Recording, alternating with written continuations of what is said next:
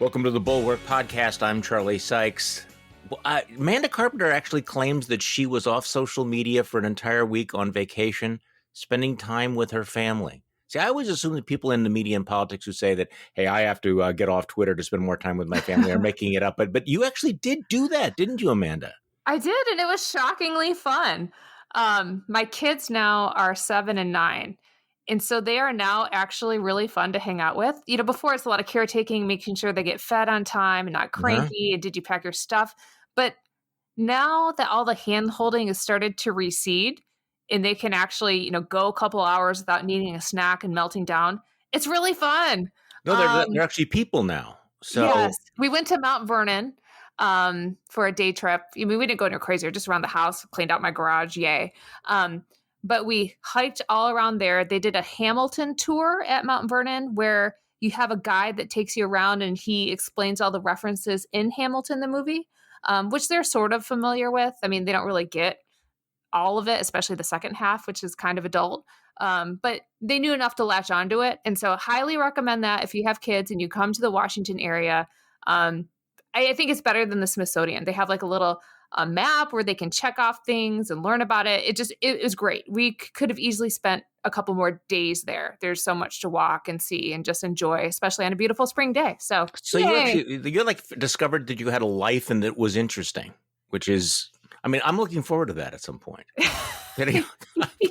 It's a prospect. People are going, hey, what is that actually like? Okay, so you've come back in time for all kinds of things that are happening. Many important things are happening. The massive infrastructure deal that the White House is unveiling, the debate over voting rights, Capitol cops suing Donald Trump. We have an internal memo from the House GOP basically saying we have to double down on support for Trump. But before we get it, and of course, the big debate now over vaccine passports, because we needed another cultural war. We'd exhausted all of the other cultural wars.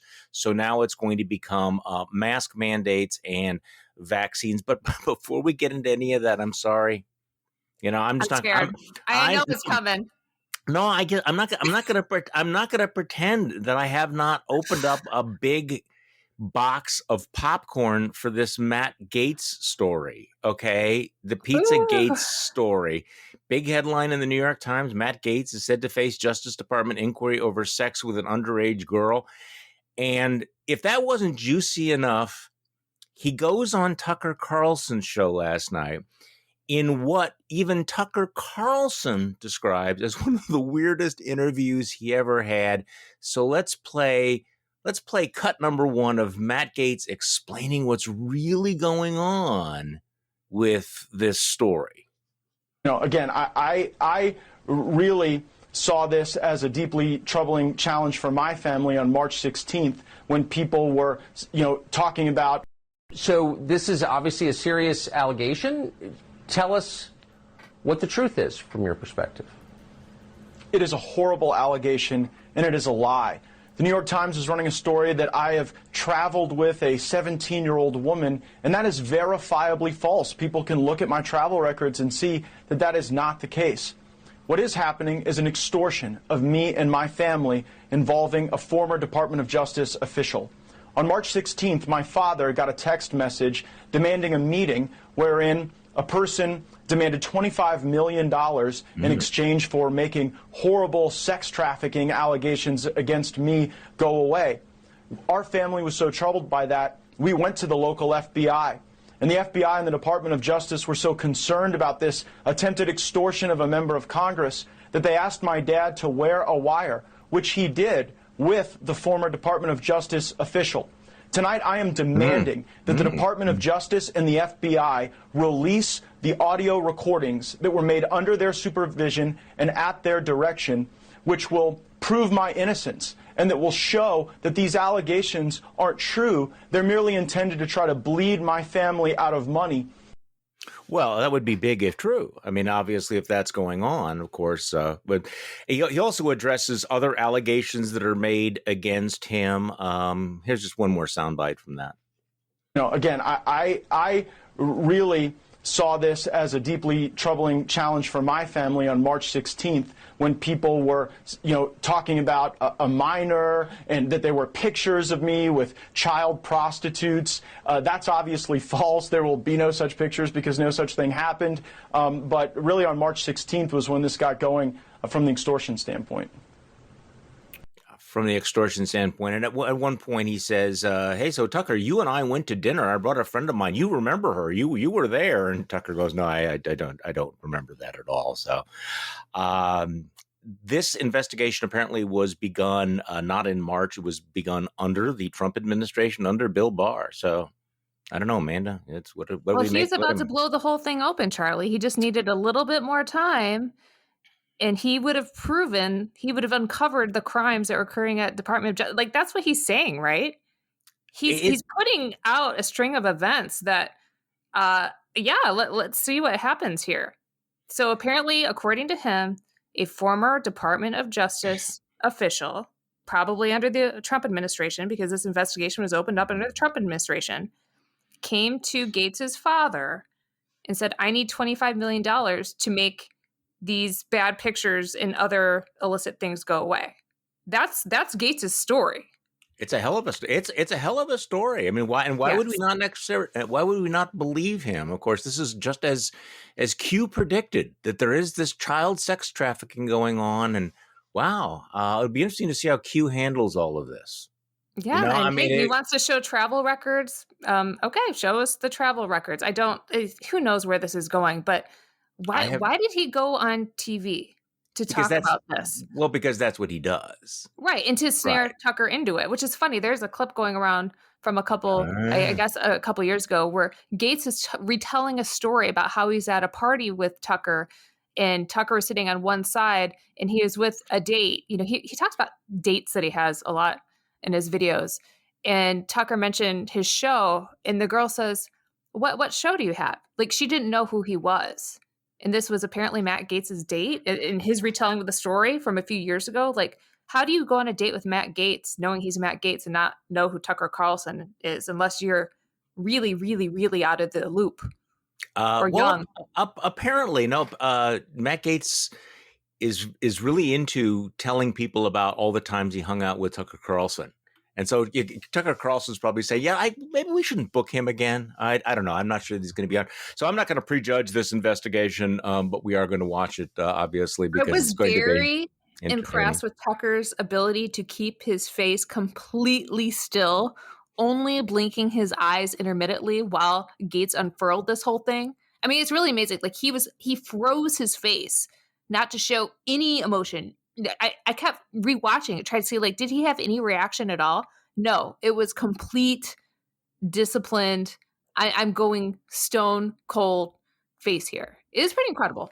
Well, this is going to be messy because there are other figures in Florida political circles, shall we say, who've been engaged in certain questionable activities. And again, I don't want to get too far out over our skis.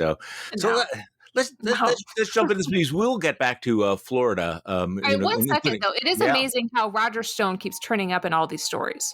For the man who was charged on child trafficking schemes, who is producing, fake IDs for minors and things. Weird he turns up with Roger Stone. Like, how that guy doesn't have a political restraining order to stay away from any elected official or candidate by now is incredible. But yeah, Roger Stone always turns up. If it's Florida and it's skeezy, you're going to find Roger Stone. And of course, they all have to have their picture taken with him because that's what they do.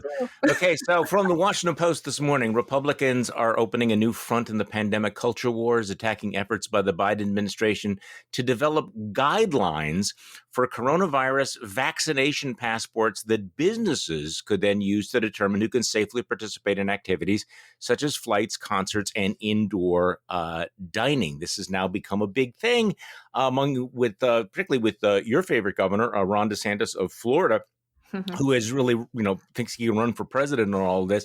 We are not supporting doing any vaccine passports in the state of Florida. It is completely unacceptable for either the government or the private sector to impose upon you the requirement that you show proof of vaccine to just simply be able to participate in normal society. I wrote about this in my newsletter this morning. Wait until they hear about driver's licenses, photo IDs to vote, social security cards, TSA screening, employer drug tests, birth certificates, proof of residence and citizenship, real actual passports, and the certificates of vaccination that we already require. And I actually posted a list of all of the vaccinations that you have to go to school in Florida.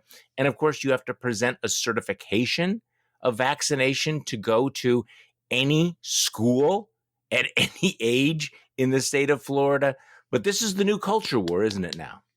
Yeah, vaccine passports. When this broke out, I guess a few days ago, and people started talking about DeSantis's opposition to this and other opposition from Republicans, anyone that's ever put their child in a public school knows you have to present these kinds of records. Like, it's like, what? I was watching the reaction from, I hate to say it, but Republican male officials calling this draconian, leading the charge on this. And it's like, they have no clue. They have no clue what the kids have to do to go to school.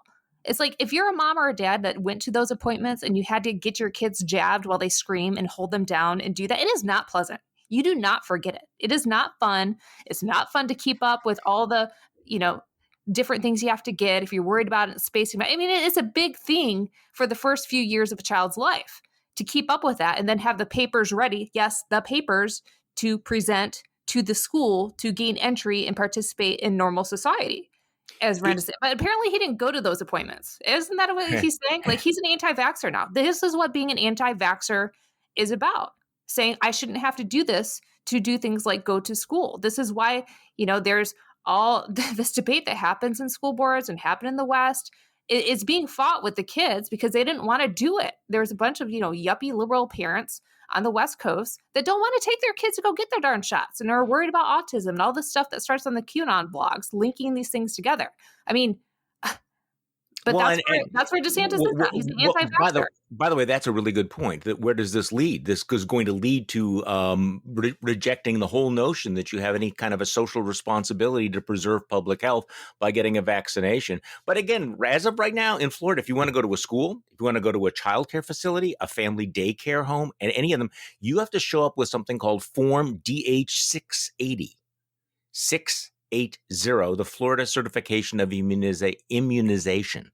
Try to get in without them, and they keep adding additional requirements to go to school.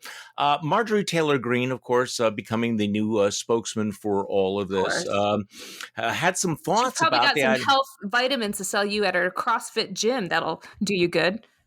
Well, what's interesting about this? I mean, I think we talked about this on the podcast yesterday. What makes this so extraordinary from my point of view is that until about 5 minutes ago, weren't Republicans in favor of letting private businesses determine their standards, come up with policies to make their customers and their employees safe? So now guys like DeSantis are essentially saying the government is going to forbid private businesses from having these rules. And what's next? The no shoes, no shirt, no service signs are going to have to come down. But here's Marjorie Taylor Greene doing her thing with this. What should not be put over all of us is something called a vaccine passport. A vaccine passport that Americans would be required to have in order to travel, to go to events, to buy and sell. Now, how are they wanting to push this on to Americans? They are talking to private companies, big corporations, big powerful corporations evil. That will enforce these policies on you. Because you see, if Democrats pass this law, well then what will all of us say? We will call them communist. We will call them fascist, right? These are the names we will call them. Totally same thing. But if the companies do it, then it's a company policy, and they're just saying, oh, this is to keep everyone safe. When you fly in the airplane, free market. You need your vaccine passport. Oh, if you're going to come into the football game or the baseball game or the concert, you need your vaccine passport because we're trying to do a good job to keep everyone safe. This is what the Biden administration is trying to talk to these private companies into doing. Well, let's analyze that. You see, it's still the same thing. It's still fascism or communism, whatever you want to call it. Same thing. But it's coming from private companies. So I have a term for that. I call it corporate communism. Corporate communism. Clever. Professor Marjorie Taylor Greene has come up with a new category that has escaped the students of totalitarianism until now: corporate communism. So I lost brain cells following that. Oh, I mean, they're going to do this. They'll pace the law, but it's bad because private corporations are doing it, and then it's corporate communism. Like, lady, she just doesn't want to play. Like, this just reminds me of the social media debate where people like Marjorie Taylor Greene, they just don't want to play by any rules, right? Like, don't tell me what to do. I'm going to do whatever I want, and if you restrict me in any way, shape, or manner, it's censorship and corporate communism, right? Like, it's all boils down to the same thing. And that anybody that tells me what I don't want to hear, they're evil and fascist, whatever, reject it. It's so mind numbing. It's so stupid. Well, here's in the category of I'm old enough to remember. I actually was looking for this book. I'm sure I have it in a bookshelf, probably in the next room here. A book by Marianne Glendon, who is a professor at Harvard, who wrote a book about right. I think it was called Rights Talk. And this was a big book among conservatives because what it pointed out was, there was all of this rhetoric that at that time was coming from the right. Coming from the left about rights. I have a right to do this. I have a right to do that. And she was saying, well, you know what? We need to balance that out with responsibilities. That with all of these rights come responsibilities, and we need to talk about that.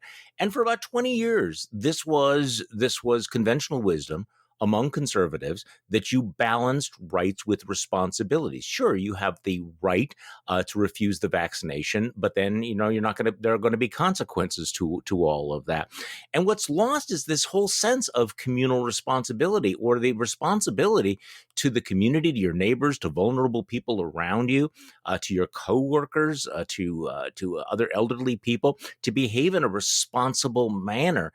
It's like one wing of what conservatives used to talk about has just fallen off, and all we have left is this slogan, don't tread on me. I want to do what I want to do no matter what, no matter who I make sick, no matter who I kill, no matter how many grandmas I put in the ground. Yeah, it's just so whiny. It makes me think it's the Crybaby Caucus. It is a Crybaby Caucus. I don't wanna. It all boils down to that.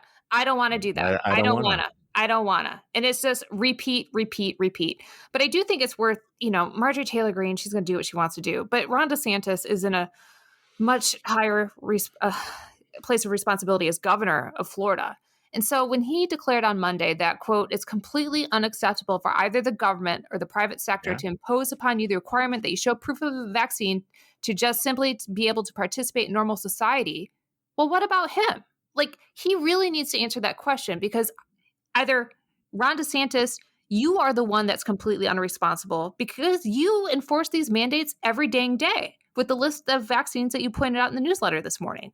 So what is it? Like, are you completely unacceptable? Or are you just completely full of it?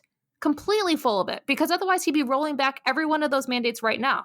Lead the way on anti-vaccine policy, Governor DeSantis. If you don't believe in any of it, then I think the people of Florida should probably know.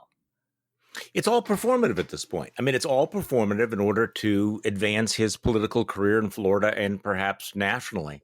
I'm sorry to double down on the crazy this morning, but I have to do one more thing before we get on to maybe slightly less crazy stuff.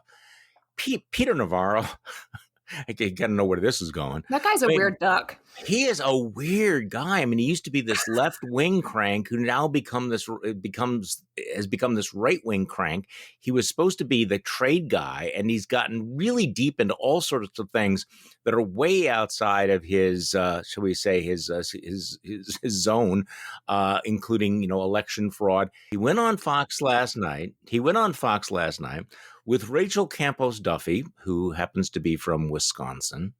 I can't escape this. I mean, it's just like, You're responsible, really. I think it all traces back to you, but I actually am more responsible than I'd like to admit at the moment.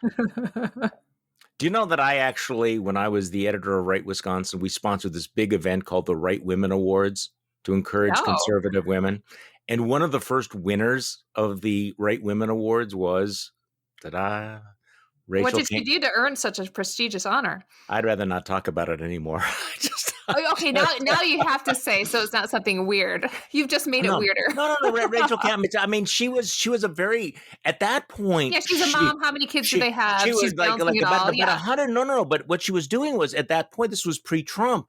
She was the voice of Hispanic conservatives pushing the idea that the Republican Party and conservatives needed to be more inclusive and needed to change their tone. I mean, where she is now has no relationship to where she used to be, but who knows? So anyway, she was one of the award winners, and she gave a speech, and it's remembered in Wisconsin circles as one of the longest speeches ever, but whatever. Really? Huh. So now she's come to her kingdom. She's a host on Fox News, and she's on with Peter Navarro, who is talking about the COVID. Now he's become a vaccine expert. There's a big story in the Washington Post about how he managed to bollocks this whole thing up. But he was on last night, and he's calling COVID-19 the Fauci virus.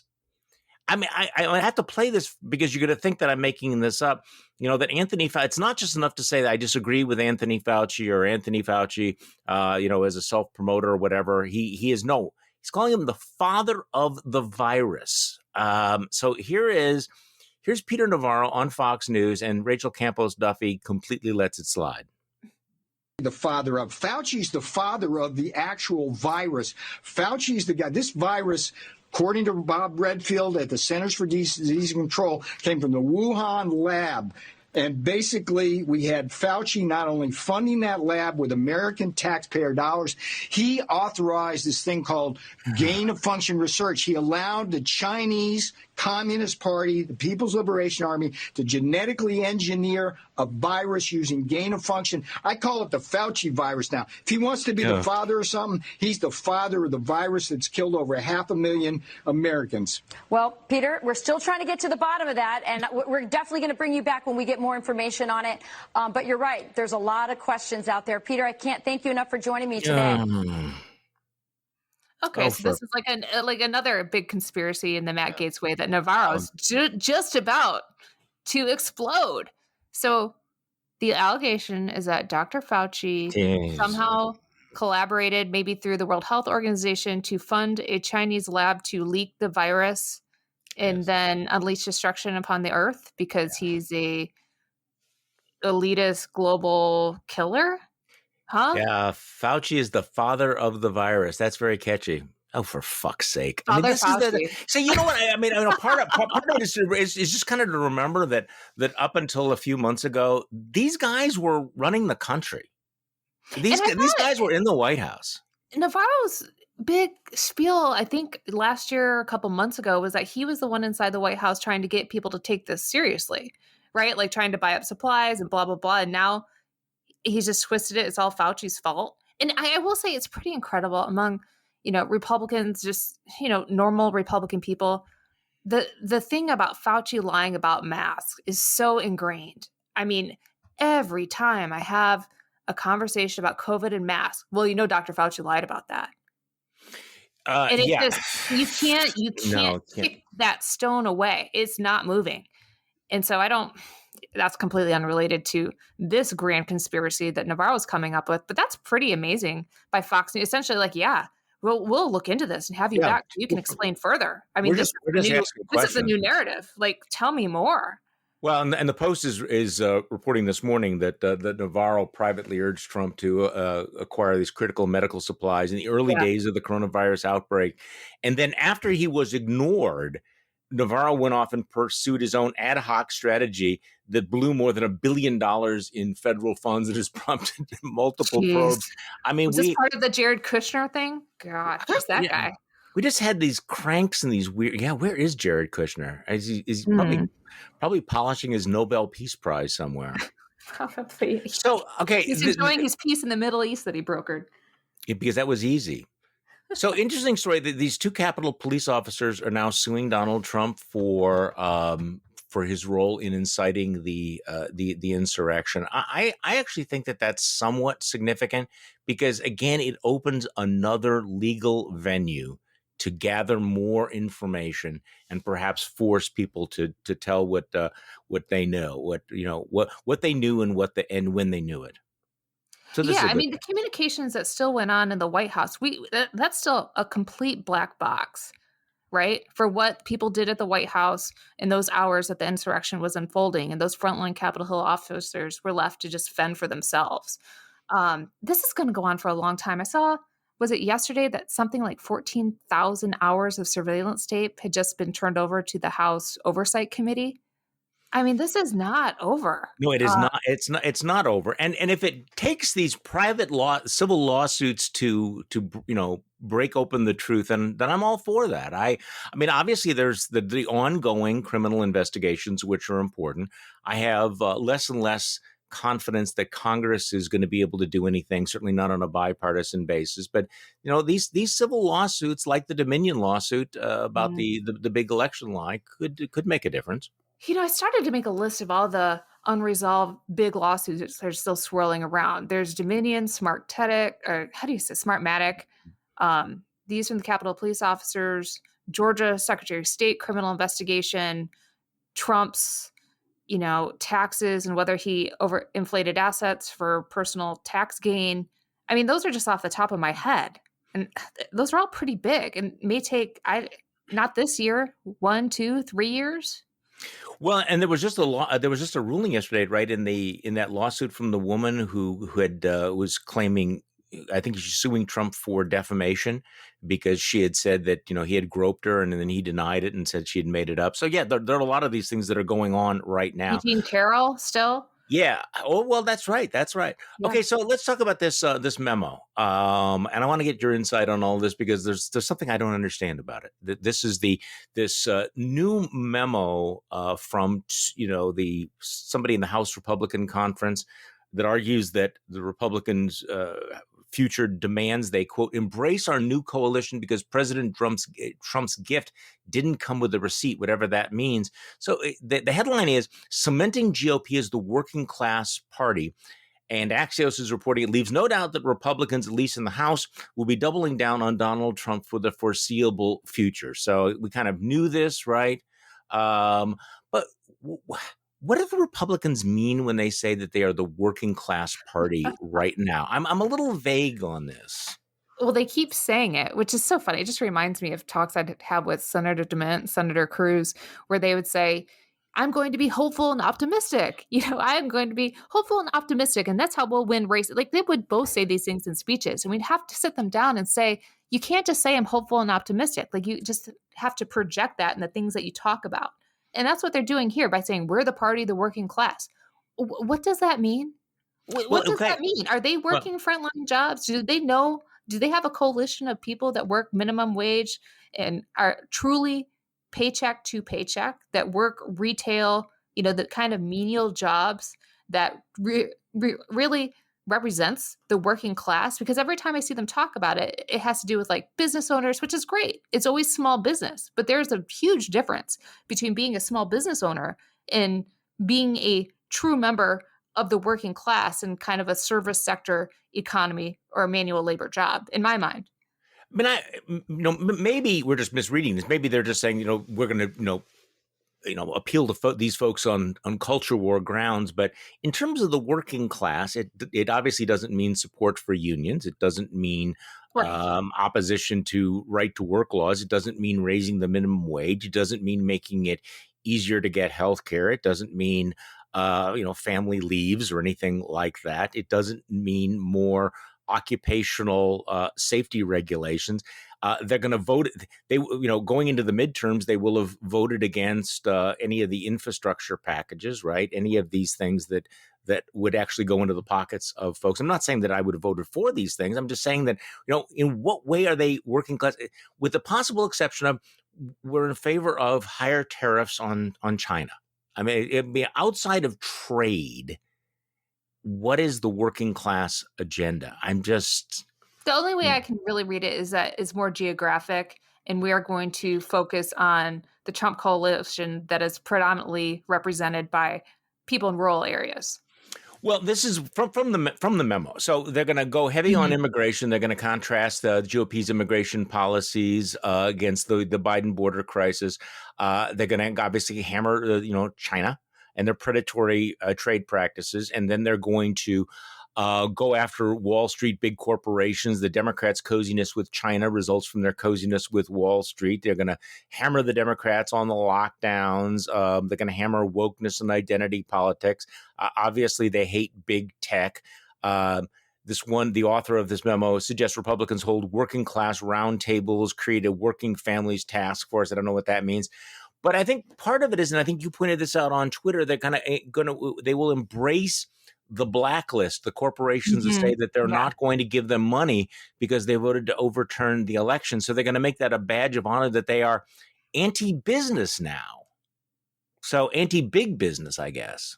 And that was actually the most interesting part of the memo, because I think that's pretty smart of them to do, right? Like, they're not going to be getting the corporate donations from a Coca-Cola because the progressive left is watching those donations like a hawk and drawing line of democracy, which I think is very smart for the left to do. It's what I believe in doing as well. If these people are not going to agree to the concept of a free and fair election, then no one should support them. Without elections, we don't have any kind of democracy, period, the end. But what they're saying now, and I think they're smart tactically, because this is the only card they have to play. It's saying, like, okay, put us on the blacklist. We're going to double down on the insurrection. We're not going to apologize for it. We're not going to change course at all. We're going to say that it was the right thing to do. And we're going to try to pull a Bernie Sanders and just say, we don't want your corporate donations anyway, and try to pursue a low dollar independent fundraising model. I mean, good luck with that. I think you can do that more easily on a national level when you have a presidential race, that only happens every 4 years. Can you actually replicate that model for House guys who are up every 2 years? Ooh, I think that, they're chomping down the tums right now and trying to do online fundraising only in small $5 increments versus, these breakfasts that they would do where everyone that showed up would give them at least $1,500. You go to some dinners, people have $10,000 a table, but that is probably what Republicans should do, even though I think it's kind of shaky. No, So it became a joke during, and I'm trying not to turn this into a joke, but it became a joke during the Trump the Trump years that this was infrastructure week, and you had one infrastructure week after another, and next week's going to be infrastructure week, and of course never happened. I've often thought that if Trump would have started with a big infrastructure package, that a lot of his presidency would have turned out very, very differently. Do you agree with that? I don't know, because here's my thing about infrastructure week and infrastructure bills. Nobody knows what the heck it means. I mean, you could have 10 different people in a room and they would all give you a different thing that they think infrastructure means to them. To me, it's roads, bridges, hardwired stuff, cement, pavement, that kind of thing. You ask somebody else, they say it's healthcare. You ask somebody else, they say it's education. And so what it always ends up being is some kind of free-for-all. And we're going to end up with what, $2 trillion bill is what Biden is talking about. I was buzzing through the Washington Post story. One of the items in there was that they're going to replace every lead pipe in America, which, like, okay, great. Like, I'm not for lead pipes. Lead is pretty bad for you. But you're going to rip up every building that has a lead pipe? I mean, where are they all? Have you talked to any, historic commission for these old buildings? That's on the agenda? Like, what? How about we just have a pilot program to test all the bridges that are about ready to bust and fix those? It's just, there's such a resistance to doing something that is accountable and could be a demonstration project that everybody could see and understand, because infrastructure is stimulus, and it's just, we're just going to roll everything up like they did the voting rights bill, which is way too big, and have 800 pages of something, and nobody likes it. And it's just too much. Yeah, you mentioned this. Every lead pipe in the country would be replaced. I guess I would like to know more about that. There's a reason, by the way, why they're still there, because of the logistics of getting to them. I mean, this would be a wonderful thing if they magically vanish, but it's going to cost a lot of money. Here's another thing: this plan will enable drivers across the country to find electric charging stations for their vehicles on the road. So does this mean that the government is going to build these electric charging stations? I guess I missed the part where Eisenhower's infrastructure bill built all the gas stations. Did the government We have build electric gas cars stations? now. Is it carbon friendly to get rid of all the gas powered cars and immediately transition the entire fleet to electric cars and build new gas stations? Like, is that carbon friendly to just build new stuff all the time? No, it really isn't. So I'm not clear everything that's in there, and of course this proposal, this $2 trillion jobs and infrastructure plan, would be Can paid I rip for. on the broadband part real quick? The what? The what part? The part there was a plink in there too to have broadband everywhere in 10 years. That's a big one. Yeah. Elon Musk is going to have the satellites up in the sky before that ever happens. It's like, you do not have to build out broadband. It is coming. Private sector will take care of that. But by the time they get it wired and spent, how much are they going to do on that when it's already coming? It's just, I don't think this is well thought out. And Biden would be so much well served to have clear demonstration projects that he can go cut the ribbon on and say, here's what the money went. Look at how beautiful it is. Go replace all the lead pipes in public schools. I'd be happy with that. That would be verifiably good. But that's not. They're Democrats. It's not what they want to do. Well, they're talking about paying for it in part by raising the corporate tax rate and the global minimum tax. And of course, the Chamber of Commerce has already come out against that. I guess I have mixed feelings about this, that if you're going to spend this much money, we're going to have to pay for it at some point. We continue to spend, like a social welfare state, and we tax like we're some sort of a medieval Hamlet. But at some point they're going to have to pay for it. But I'm still a little confused. The American Jobs Plan. Okay, this is the $2 trillion plan. Is that right? The $2 trillion plan. Here's a line from the Washington Post. Oh wait, did we just spend $5 trillion? Well, what I'm going to get to this. So we just spent $5 trillion. So the American Jobs Plan is the next $2 trillion, right? The American Jobs Plan is expected to be followed by a second economic package in April that includes a major expansion in health insurance coverage, childcare subsidies, free access to community colleges, and other proposals. Oh, good. Okay. At some point, I really do. I know that a lot of the fiscal conservatives turned out to be complete phonies and hypocrites. That they didn't but we mean get it. to complain because we didn't do that. We get to complain about it. Okay, so here's just kind of a list. The infrastructure is actually only $620 billion from this. So the big question, where's the rest? So you have a lot of money to revamp highways, roads, 10 major and 10,000 smaller bridges that you mentioned. $85 billion to modernize existing transit systems. Okay, rider demand, fine. $80 billion to fix Amtrak's repair backlog. You knew that Biden was going to spend money on trains, right? Mm-hmm. What else? It seeks to replace 50,000 diesel transit vehicles and electrify at least 20% of the country's yellow bus fleet. $25 billion investment in airports. $17 billion for inland waterways, coastal ports, land ports of entry. Fine, not a big deal. The American Jobs Plan targets 40% of climate and clean infrastructure investments to disadvantaged communities. Okay? And then that's $620 billion. Then there's another infrastructure at home, $650 billion, $213 billion to build and retrofit more than 2 million homes. Whose homes? Well, I'm unclear. This would rehabilitate more than 500,000 homes for low and middle income buyers and invest $40 billion to improve public housing. So I'm not sure about that. Then you mentioned broadband. Lead pipes is $111 billion. The effort would reduce lead exposure in 400,000 schools and childcare facilities. Okay. I'm not against that. Proposal calls for $100 billion to upgrade and build new public schools. I think there's probably some room to do that. Wait, didn't the schools get like $120 billion in the COVID bill? Well, yes. This is the problem, is that when you have these multiple bills, have you figured out how to spend the money you've already allocated? Now, there's something called the care economy that there would also be $400 billion. Plan expands access to home or community-based care for seniors and people with disabilities. Extend this Medicare program. Money follows the person to move elderly nursing home residents out of nursing home residents back into their homes. That sounds like a good thing. Research and development, manufacturing and training is $580 billion. And that's an infrastructure bill. This so is we're all still talking about infrastructure. I'm hearing schools, I'm hearing nursing homes, I'm hearing broadband. I heard a little bit about bridges, but we're still in infrastructure, right? The plan invests $50 billion in domestic semiconductor manufacturing. Now, I'm sorry to sound like an old conservative here, but isn't domestic semiconductor manufacturing the kind of thing that the private sector would be able to do? I'm pretty sure. Is there a shortage? I mean, I've got to look into this, but hey, I guess I have one question. Have we crushed COVID yet? Is that done? Well, are we out of the pandemic yet? Has that happened? Are they just checking the box on that, ready to move on?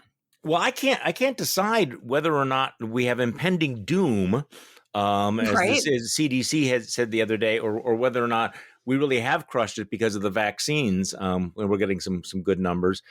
I don't know. I guess at a certain point, and this is the problem. And I know I'm going to get blowback from this. This is the problem of these things not being bipartisan, that I really get the sense that Democrats have folded in on themselves and are talking to themselves. And you made a brief reference to H.R. 1, which has a lot of good stuff in it. It's got a lot of good stuff, but it is so packed with wish lists and talking points that it's become unwieldy and may crash and burn because it's not pared down. It's not narrowly focused. And so, and I'm watching increasingly on social media that liberals are basically saying, yeah, we just got to do this now. We got to ram it through. We don't need to compromise. We don't need to talk to the other side. And so you are getting this sort of hermetically sealed progressive agenda that I kind of wonder at some point whether or not, Americans are going to go, wait, where's all the money coming from? Where's it all going? Did we really mean to do all of that? And by the way, we do have a border crisis, and we haven't necessarily licked the pandemic yet. What are we doing here? I wonder, I listened to a few progressive podcasts, and it seems to me they're walking into the mistake of the Obama stimulus bill all over again. Because as I recall, Barack Obama wasn't congratulated for all the wonderful stimulus spending that he did to get people out of the 2009-ish recession. Right? He had problems because a lot of people viewed that as government waste that didn't drastically improve the lives of people who needed it most. That's why Republicans took back the House, blah, blah, blah. If you listen to the progressives, they say, well, Obama's problem was that he didn't spend enough. I don't think they're right about that. And now the Obama people think that Biden can just package this up as infrastructure spending and repeat the same stupid mistake. Joe Biden only has to do one thing to be successful, and that is to crush COVID and to make sure that schools are open. I do not like the first COVID relief bill because there was a lot of non-COVID related spending, but fine. Maybe he gets a pass on that because they had to do something early on. He's not going to keep getting that pass. What was it? The $86 billion in union pension bailouts that was wrapped up in that. I mean, come on. There was all kinds of money for schools, which is fine. But yes, they should spend that first. But if they think they're going to keep getting away with this, they are sorely, sorely mistaken. And I do get the sense that you have, folks sitting around the room and they're going, well, what do you want to throw in? Well, we're going to throw in this bailout for the union pension funds, or we're going to do this, or we're going to do that. And you look at this other package and it does look like a committee. A committee sat around and everybody had their wish list and they shoved it into the middle of the table and somebody stapled it all together. I mean, that's the way it feels. Yeah, it's kind of how they do it. I know. That's the people don't really want to know how these things get done. So, I mean, I think there's basically the Biden administration's success is you said two things. I mean, you have to lick the pandemic. You have to, end this, get us back to a normal life. You have to make sure that the economy recovers. And obviously all of, getting people back to school is essential to all of that. I mean, It makes me very uneasy that they're so quick to talk about increasing tax rates while businesses have not recovered from COVID. It is too early for that.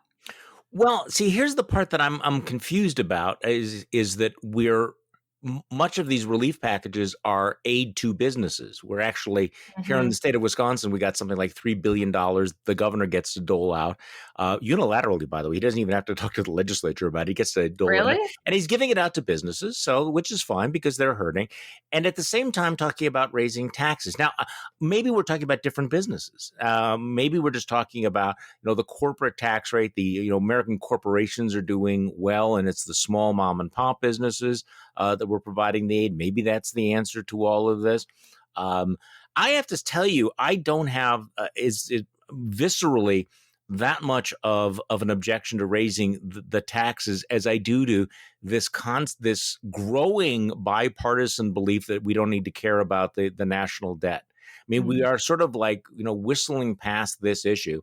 And, look, the Republicans and Donald Trump contributed to this massively by essentially giving up on the issue, turning around once they got power and going, suckers, we don't care. We're going to run up the deficit. We don't care about deficit. We're going to add trillions of dollars. So they basically have destroyed their credibility on the issue. And now you have Democrats coming in and saying, hey, we're going to put the pedal to the metal. We're just going to spend at a rate that is just, it's breathtaking by any measures, people. And I do wonder about that. So I'm less worried about raising some of the marginal tax rates at the moment on even the rich who have been doing quite well and corporations who have been doing quite well than I do loading trillions of dollars onto the national credit card, which is going to be there forever. Right, because the corporate you can raise as much as you want. You're not going to make up $1 trillion budget gap. I mean, there's not trillionaires in the American economy that you can tax to get that money. It doesn't add up. I mean, try it. It still won't work. You're still spending too much. It's like when you exercise. You can't, if you have a 5,000 calorie breakfast, a 2,000 calorie lunch, and then a 10,000 calorie dinner, it doesn't matter if you go running for 9 hours. It doesn't matter if you run a marathon that day. You can't work it off. Really? Huh. Oh, I don't know. Well, maybe not a marathon. By the way, that explains a lot. You can't, what's the saying? You can't outrun a bad diet, which is good because I don't like running. So now that you're back, what are you looking at? What is grinding your gears now? I'm finally going to write about Kristi Noem. I've been looking at her. Yeah, it's really interesting to watch her position herself. The interview she did with Tucker Carlson the other night was incredibly revealing to me, and how she has been so savagely attacked by the conservative media for her trying to chart out a different course on the transgender issue stuff. She agrees with Tucker Carlson and all the, I don't know, Daily Wires, all those people. Yeah. They have the same goal, but they don't like the strategy that she is pursuing to try to accomplish the same goal. And so all of a sudden they just piled on her like nobody's business. And then the next, she's been on this rehab tour talking to everybody, Federalist, Breitbart, Glenn Beck. And she had this kind of odd exchange with Glenn Beck where he kind of chuckled and said, kind of, how's it going? It's amazing how fast people can turn on you, huh? And she's like, yeah. And then she went on her way in her robotic way.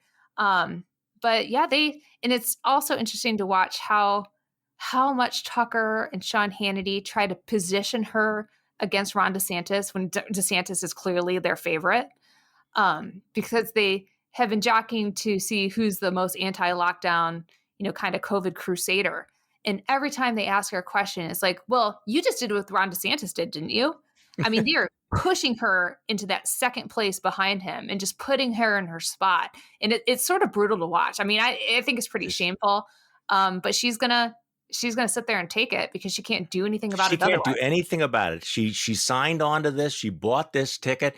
And the thing about it is that, being the governor of South Dakota, it's going to be hard to compete with the governor of Florida. She just can't kill as many people as Ron DeSantis. You just can't. Right? Yeah, So off the ticket. She's going to take the rodeo ride. Cowgirl queen. Amanda Carpenter, thanks so much for joining me. Welcome back. Thank you. And thank you for listening to today's Bulwark podcast. I'm Charlie Sykes. We'll be back tomorrow, and we'll do this all over again.